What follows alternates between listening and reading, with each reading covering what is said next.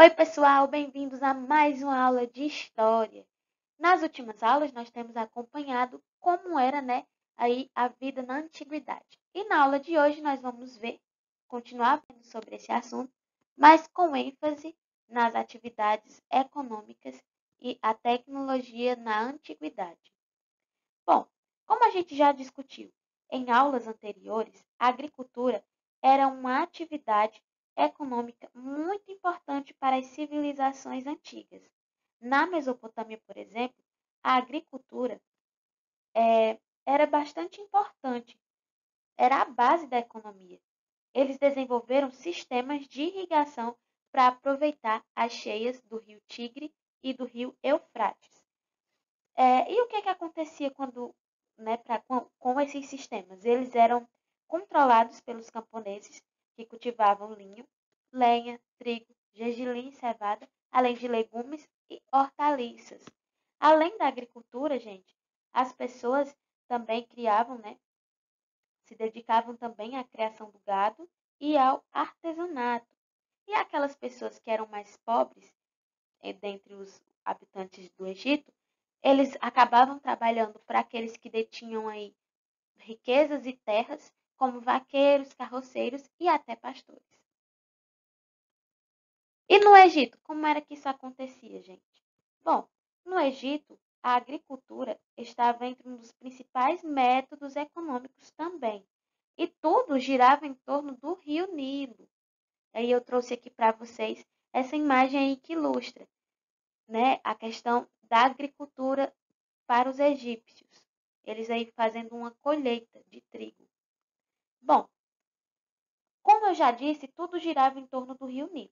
As cheias periódicas, ou seja, aquelas cheias que eram de determinado tempo até determinado tempo. Por exemplo, aqui no Ceará nós temos as chuvas que começam aí no início do ano e vão até o meio do ano, por exemplo. Lá também eram chuvas periódicas, que eles sabiam que vinham de tempos em tempos. Aí eles faziam, essa demarcação desse tempo e determinavam o trabalho dos camponeses que ficavam responsáveis pelo plantio e pela colheita do trigo, cevada, ervilha, lentilha, verduras, frutas e o linho também.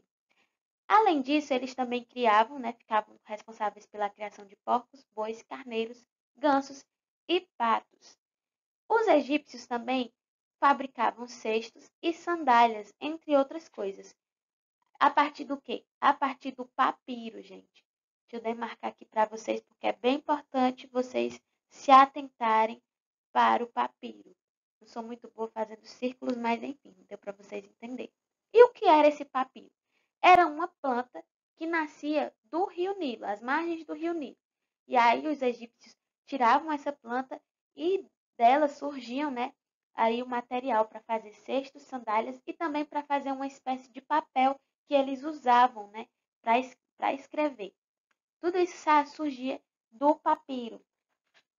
Bom, vamos continuar agora falando sobre novas profissões. Além dessas atividades que eu já citei para vocês, haviam, outras também. Afinal, como a gente sabe, uma sociedade ela depende de diversos serviços para que ela funcione. E agora a gente vai falar um pouco sobre elas. Nos centros urbanos da Mesopotâmia surgiram novas profissões, assim como também surgiu no Egito, que a gente vai falar já já. Na Mesopotâmia, havia uma grande atividade de profissões, como artesãos, ferreiros, escribas e soldados. Eram algumas delas, entre outras, Aí, com o desenvolvimento do comércio, por meio dos traços, ou melhor, das trocas de mercadorias, surgiu a figura do homem de negócio. E o que era esse homem de negócio aqui? Bem simples, gente. Era um homem que tinha aí condições, Ele tinha aí dinheiro para trocar. Ele trocava, emprestava e aí ele recebia esse dinheiro com juros. Era uma espécie de bancário da antiguidade. E aqui eu trouxe para vocês a imagem aí da Mesopotâmia, para vocês verem como sempre aí os rios, tanto Tigre e Eufrates, eles estavam aí presentes na manutenção daquela sociedade. E no Egito, como era que acontecia, gente? Bom, eu vou logo passar todas essas que é para vocês, para dar mais liberdade. No Egito, galera, algumas profissões praticadas por lá eram bastante interessantes, como a de carregador de sandálias. O que era que esse carregador de sandálias fazia? Era uma pessoa que ficava responsável por levar as sandálias do faraó. E ele também levava uma chaleira com água que era para lavar os pés do faraó. Outra profissão curiosa também era a do passarinheiro. Como o próprio nome diz, tem alguma coisa, né, que liga aí a aves. E é justamente o passarinheiro, ele ficava encarregado de caçar as aves do céu. Bom, de um modo geral, havia maior diversidade de profissões no Egito. Em Gizé, por exemplo, que era uma cidade que eu trouxe aqui ilustrada nessa imagem, que é a cidade de Gizé, lá predominavam aí os operários que construíam as pirâmides, entre outras, né, coisas que eles construíam por lá. Já em Per-Ramsés ficavam os joalheiros, os sapateiros, os oleiros, os padeiros, os artesãos e também ficavam os escribas e os sacerdotes, que no caso os escribas e os sacerdotes, eles ficavam lá a serviço da família real. Outro fator que deve ser mencionado, gente, é que na antiguidade os artesãos eles se dedicavam à metalurgia, ou seja, eles fabricavam ferramentas e adereços de metal. Mas como é que eram essas ferramentas? Bom, eram simples e boa parte da produção era feita à mão. Tanto no Egito como na Mesopotâmia, esses artesãos eles se dedicavam a produzir colares, artefatos e armas feitas de ouro e de bronze. E aqui eu trouxe essa imagem aqui sobre o Egito, gente, olha, para vocês verem aqui, ó. Tá vendo? São ferramentas, todas essas aqui que eu marquei para vocês, ó. Eles segurando aqui ferramentas. E você pode olhar que eram ferramentas simples, né? Até porque não tinha a tecnologia e o conhecimento que nós temos hoje para eles produzirem aí coisas mais, como é que eu vou dizer, mais evoluídas. Bom, e a ciência e a tecnologia? Na antiguidade, os povos eles desenvolveram vários conhecimentos médicos, gente. Na Mesopotâmia, por exemplo, haviam tratamentos à base de ervas para diversas doenças. E no Egito, os egípcios eles conheciam muito o corpo humano devido à prática da mumificação. Bom, que é aquilo lá que a gente já discutiu em outras aulas, a mumificação. Deixa eu marcar aqui para vocês. Ó, que era aquele processo de embalar o morto, fazer todo aquele ritual, né? Normalmente feito com faraós e sacerdotes. Bom, e o que eu posso mais dizer para vocês é que eles tinham, né, também escolas voltadas para o conhecimento da medicina, que eram chamadas de Per-Ankh. Eu não sei falar esse nome muito bem, mas está aqui escrito para vocês. Esse nomezinho lindo aqui, maravilhoso. Os remédios, né, gente? Eles incluíam bebidas feitas à base de plantas e partes de animais. Mas eles acreditavam, né, que algumas dessas doenças eram enviadas pelos deuses.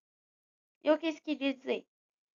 Queria dizer que, por eles acreditarem nisso, eles misturavam algumas práticas consideradas mágicas ao tratamento médico. O conhecimento egípcio influenciou e ajudou diversos povos no desenvolvimento da medicina. Entre eles, quem, pessoal? Os gregos aqui, ó. Vou marcar aqui para vocês. Com um pouquinho feio, deixa eu apagar. Vou marcar direitinho agora. Os gregos. Continuou meio feio, mas enfim, vocês estão vendo. Os gregos. E na Grécia Antiga, um dos pensadores que mais se destacou nos conhecimentos sobre o corpo humano e as doenças foi Hipócrates, que viveu de 460 a 380 a.C.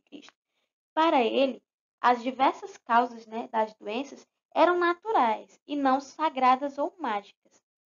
Ele diagnosticava os seus pacientes a partir da observação dos sintomas. E aí, quando ele observava, ele estabelecia um critério racional e não mágico no tratamento dessas doenças.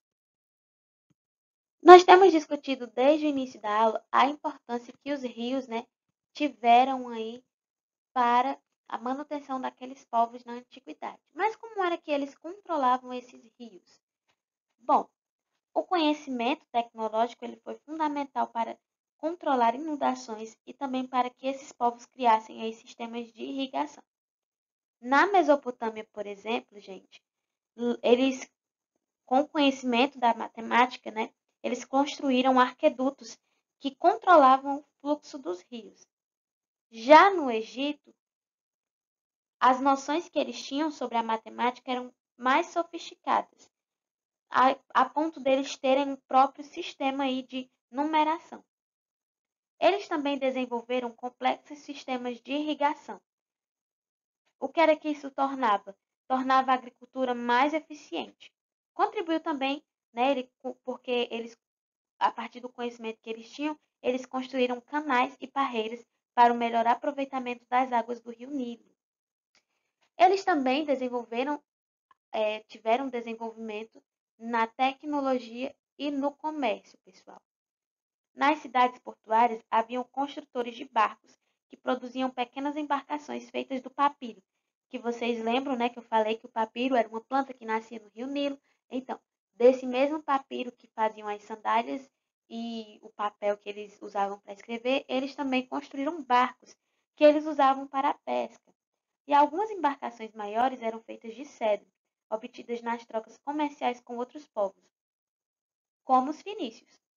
Essa tecnologia facilitou o desenvolvimento por mar e o intercâmbio cultural, ou seja, a troca cultural e comercial entre os povos. E aqui eu trago para vocês essa imagem aqui, essas duas imagens. Essa aqui é na Mesopotâmia, o rio Tigre e Eufrates, ilustrado na imagem. E aqui é todo o movimento ali que acontecia em volta do rio Nilo, lá no Egito. Bom, agora a gente vai falar um pouco sobre a importância da construção de pirâmides e templos. Para que era que foram construídas aí as pirâmides, gente? Será que vocês sabem me dizer? Bom, se você pensou que era para abrigar o corpo dos faraós e dos sacerdotes, que naquele tempo eram considerados deuses e superiores aos homens comuns, você acertou. Já imaginou como essas pirâmides eram construídas? A maioria, gente, dessas pirâmides, ou melhor, das ferramentas que a gente utiliza, que as pessoas utilizam para construir em casas, prédios, entre outras coisas, nem existia naquele tempo. E também não haviam produtos como concreto, ou guindastes, ou até caminhões que levavam esse material pesado. Eles foram construídos com imensos blocos de pedras que pesavam toneladas. Eram carregadas pelos escravos e servos entre nós, frutos aí feitos de madeira, frutos da madeira, e arrastados pelo deserto. Essas construções, elas levavam décadas para serem concluídas e envolviam milhares de trabalhadores, pessoal. E na questão dos templos, qual era a importância dos templos na Grécia? Bom, na Grécia, gente, esses templos eram considerados a moradia terrena dos deuses. Eles abrigavam a estátua do deus a que se dedicavam. Mas eu sei que vocês já ouviram falar dos cultos aos deuses que haviam na Grécia. Só que esses cultos não aconteciam dentro dos templos, não. Esses cultos aconteciam do lado de fora do edifício. O Parthenon, pessoal, que a gente já falou bastante, eu vou até marcar ele aqui, ó. Opa. Deixa eu apagar porque ficou um pouquinho feio. Bom, o Parthenon, que a gente já ouviu falar bastante nas nossas aulas, ele é um desses templos. E como eu já falei, como a nossa outra professora também já falou para vocês, ele é um templo feito em homenagem à deusa Atena, deusa da sabedoria, da justiça, das artes e protetora da cidade de Atenas. Dentro dele havia uma estátua da deusa de mais de 11 metros de altura. Outra curiosidade sobre essas pirâmides aqui construídas é que ainda não se sabe ao certo como essas pirâmides foram erguidas. Algumas teorias afirmam que os blocos eram levados por meio de rampas de madeira e levantados por cordas. O que se pode afirmar é que o conhecimento matemático e também da engenharia foi muito importante para que essas edificações acontecessem. A aula de hoje foi somente isso. Eu espero que vocês tenham conseguido aí entender tudo sobre como acontecia essas questões aí tecnológicas e também sobre o comércio na antiguidade. Eu espero que vocês tenham gostado. Até a próxima aula. Bye, bye!